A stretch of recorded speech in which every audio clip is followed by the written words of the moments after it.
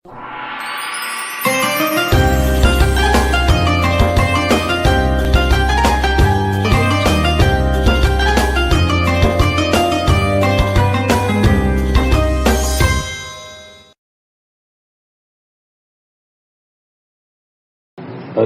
لله رب العالمين وبه نستعين على أمور الدنيا والدين والصلاة والسلام على أشرف الأنبياء والمرسلين نبينا محمد صلى الله عليه وسلم وعلى آله وأصحابه والتابعين ومن تبعهم بإحسان إلى يوم الدين أشهد أن لا إله إلا الله وحده لا شريك له الملك الحق المبين وأشهد أن سيدنا محمدا عبده ورسوله صادق الوعد الأمين أما بعد فيا أيها الحاضرون اتقوا الله حق تقاته ولا تموتن إلا وأنتم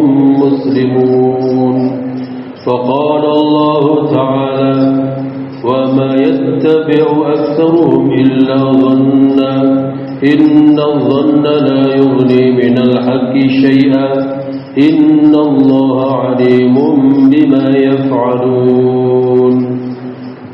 Ma'asyiral muslimin jamaah Jumat rahimakumullah, menjadi keniscayaan bagi kita untuk senantiasa memanjatkan puji dan syukur kehadirat Allah Subhanahu wa taala atas segala nikmatnya, khususnya nikmat iman dan Islam, sehingga pada hari ini kita dapat menunaikan salah satu kewajiban kita sebagai seorang muslim, yakni ibadah Jumat dalam keadaan sehat.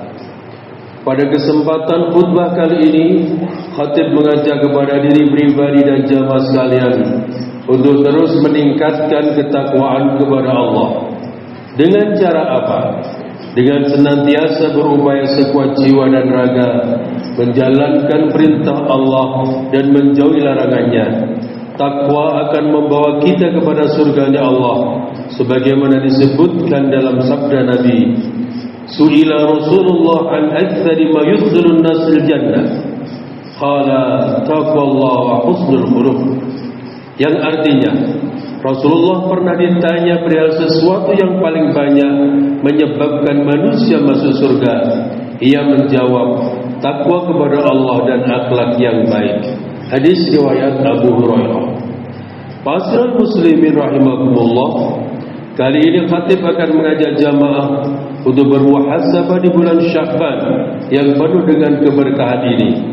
Sya'ban bisa kita jadikan momentum membersihkan penyakit-penyakit hati agar kita mampu menyambut Ramadan yang suci dengan jiwa yang bersih, ikhlas dan ketenangan hati. Seperti yang kita pahami bersama, bulan Sya'ban hadir sebagai jembatan waktu antara Rajab dan Ramadan. Bulan Sya'ban bukan hanya bulan penantian, tetapi momentum penting untuk membersihkan hati dan menata jiwa untuk bertemu Ramadan. Rasulullah sudah memberikan teladan nyata dengan memperbanyak amal ibadah di bulan Sya'ban, karena bulan ini adalah masa pengangkatan catatan amal kita kepada Allah Subhanahu wa taala. Maka membersihkan hati dari penyakit hati menjadi ikhtiar penting agar Ramadan bisa disambut dengan jiwa yang sehat dan ibadah yang berkualitas. Rasulullah telah mengingatkan, ala inna fil jasadi mudghah idza salahat salahal jasadu kulluh wa idza fasadat fasadal jasadu kulluh ala wa hiyal qalbu, yang artinya ingatlah, dan sesungguhnya di dalam diri manusia itu terdapat segumpal darah. Jika ia baik, baik pula seluruh tubuh, dan bila ia rusak, rusak pula seluruh tubuh. Ketahuilah ia adalah hati. Muttafaqun alaih. Ma'asyiral muslimin jamaah Jumat rahimakumullah, penyakit hati adalah penyakit yang tidak tampak oleh mata, namun dampaknya jauh lebih berbahaya dibandingkan penyakit fisik. Penyakit hati mampu merusak keikhlasan, mematikan rasa empati dan menghilangi cahaya hidayah masuk ke dalam diri.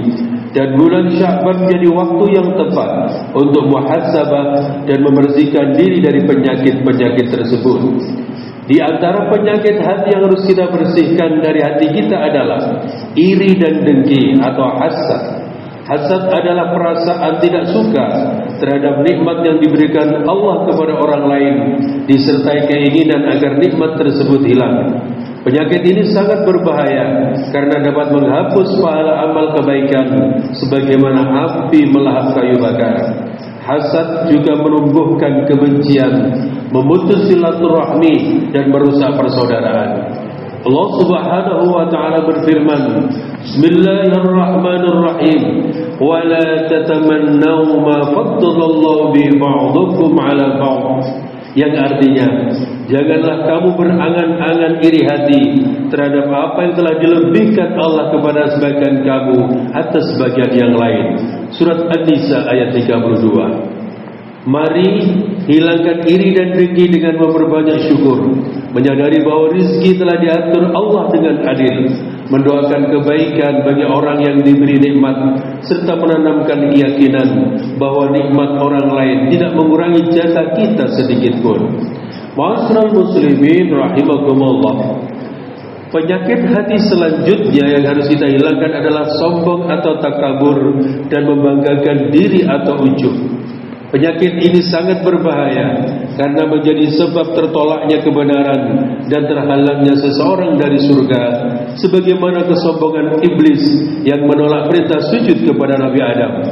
Penyakit ini juga membuat kita lupa bahwa semua kebaikan berasal dari Allah, sekaligus menumbuhkan kesombongan terselubung.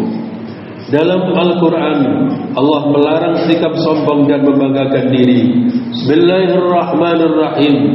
وَلَا تُصَعِّرْ خَدَّكَ لِلنَّاسِ وَلَا تَمْشِ فِي الْأَرْضِ مَرَحًا إِنَّ اللَّهَ لَا يُحِبُّ كُلَّ مُخْتَالٍ فَخُورٍ. Yang artinya, janganlah memalingkan wajahmu dari manusia karena sombong, dan janganlah berjalan di muka bumi ini dengan angkuh. Sesungguhnya Allah tidak menyukai setiap orang yang sombong, lagi sangat membanggakan diri. Surat Luqman ayat 18. Ma'asyiral muslimin jamaah Jumat rahimakumullah. Kemudian mari kita juga hilangkan penyakit dendam dan benci di bulan Sya'ban ini. Dendam adalah keinginan membalas keburukan dengan keburukan, sedangkan benci adalah perasaan permusuhan yang mengendap di hati. Penyakit ini mengotori jiwa, menyenangkan syaitan dan menutup pintu ampunan Allah, khususnya ketika hati enggan memaafkan. Mari latih jiwa kita untuk bisa memaafkan dengan mengingat besarnya pahala orang yang memberi maaf. Mari berdoa agar hati kita dilembutkan serta mampu meneladani Rasulullah yang mudah memaafkan bahkan kepada orang yang menyakitinya. Rasulullah sallallahu alaihi wasallam bersabda, "Ma zadallahu 'abdan bi'afwin illa 'izzan." Yang artinya, tidaklah Allah menambahkan seseorang hamba sifat pemaaf, melainkan akan menambah kemuliaan baginya. Hadis riwayat Muslim. Ma'asyiral muslimin jamaah Jumat rahimakumullah. Bulan Sya'ban bukan hanya tentang menunggu Ramadan, tetapi tentang menyiapkan diri agar layak bertamu di bulan suci. Dengan membersihkan penyakit hati, kita tidak hanya menyambut Ramadan secara fisik, tetapi juga secara rohani. Semoga Allah Subhanahu wa taala membersihkan hati kita, menghilangkan penyakit batin yang merusak, dan mempertemukan kita dengan Ramadan dalam keadaan hati yang sehat dan penuh dengan keikhlasan. Amin ya rabbal alamin. Barakallahu li wa lakum fil Qur'anil azim.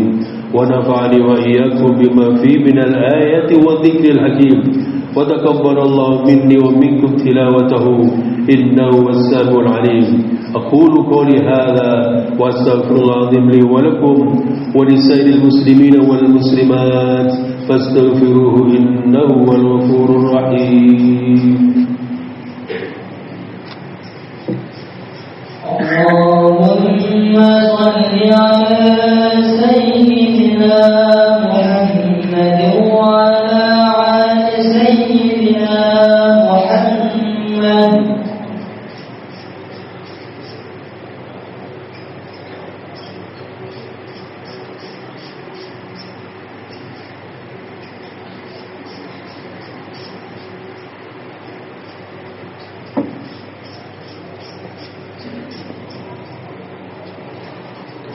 الحمد لله الذي أمرنا بالاتحاد والاعتصام بحبل الله المتين أشهد أن لا إله إلا الله وحده لا شريك له إياه نعبد وإياه نستعين وأشهد أن محمدا عبده ورسوله المبعوث رحمة للعالمين اللهم صل على سيدنا محمد وعلى آله وأصحابه أجمعين اتقوا الله ما استطعتم وسارعوا إلى مغفرة رب العالمين إن الله ملائكته يصلون على النبي يا أيها الذين آمنوا صلوا عليه وسلموا تسليما وصلى الله على سيدنا ومولانا محمد وعلى آله وصحبه